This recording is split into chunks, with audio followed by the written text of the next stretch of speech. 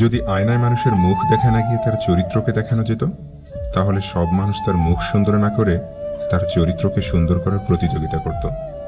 অল্পতেই যার চোখে পানি আসে, সবাই তাকে কাঁদাতে ভালোবাসে।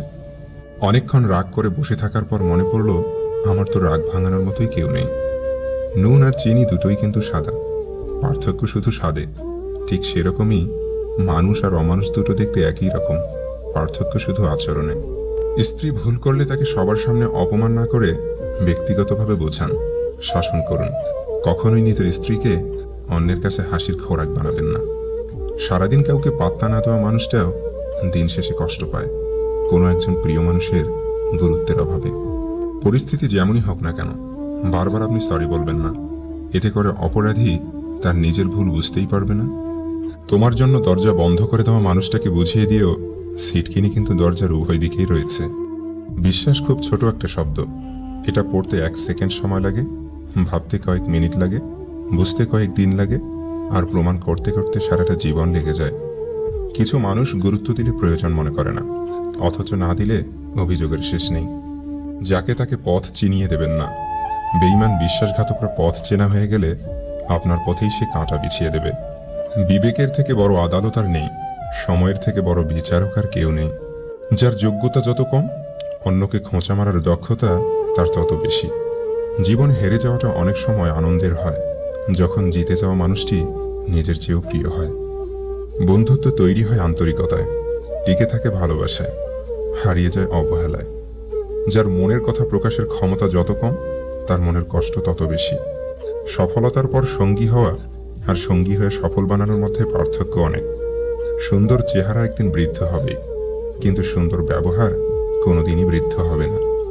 নিজের বুদ্ধিতে যে কাজ করে সে ভুল করে বেশি, কিন্তু আনন্দ পায় প্রচুর। দায়িত্ব শব্দটা বড় অদ্ভুত।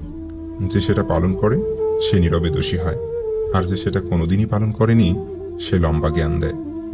শারীরিক দিক থেকে ছেলেরা হয়তো শক্তিশালী হতে পারে, তবে ইমোশনাল দিক থেকে যথেষ্ট দুর্বল। অভিমান দেখলে কখনো এড়িয়ে যেতে নেই, তা যত্ন করে ভাঙতে হয়, বুঝলে প্রিয়? প্রকৃত ভালোবাসা কখনো প্রিয় মানুষটার কোনো দামি গিফটের আশা করে না, আশা করে একটুখানি সম্মান, কেয়ারিং আর অগাধ ভালোবাসার। আসলে ভালো খারাপ বলে কিছু হয় না। তুমি মানুষের মন রাখতে পারলে ভালো, আর না পারলেই খারাপ। বিশ্বাস কথাটা ছোট হলেও অনেক দামি, কারণ বিশ্বাস ছাড়া বন্ধুত্ব হোক বা ভালোবাসা, কোনোটাই টিকিয়ে রাখা যায় না। কোনো কাজ শুরু করার আগে লোকে প্রথমে তোমার মজা ওড়াবে, তারপর তোমার সঙ্গ ছেড়ে দেবে, তারপর বিরোধ করবে।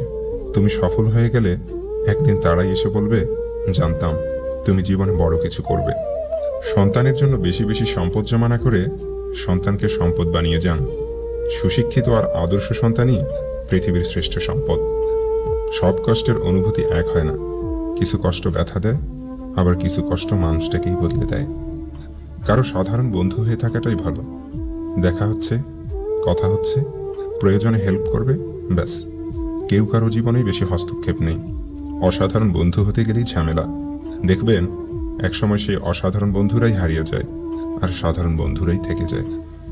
এক মহিলা লিপস্টিক ঠোঁটে লাগিয়ে পার্টিতে এসেছে।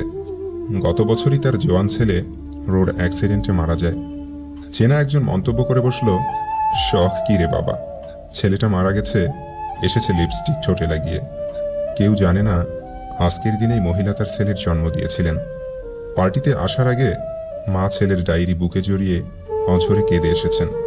ডায়েরিতে যেখানে লেখা ছিল, আমার মা খুব সুন্দর, সাজলে মাকে অত্যন্ত সুন্দরী লাগে। আজ আমার জন্মদিন, মা কিন্তু একটুও সাজেনি, ভাল লাগে না আমার। কখনো অন্যের জন্য নিজেকে বদলাবেন না।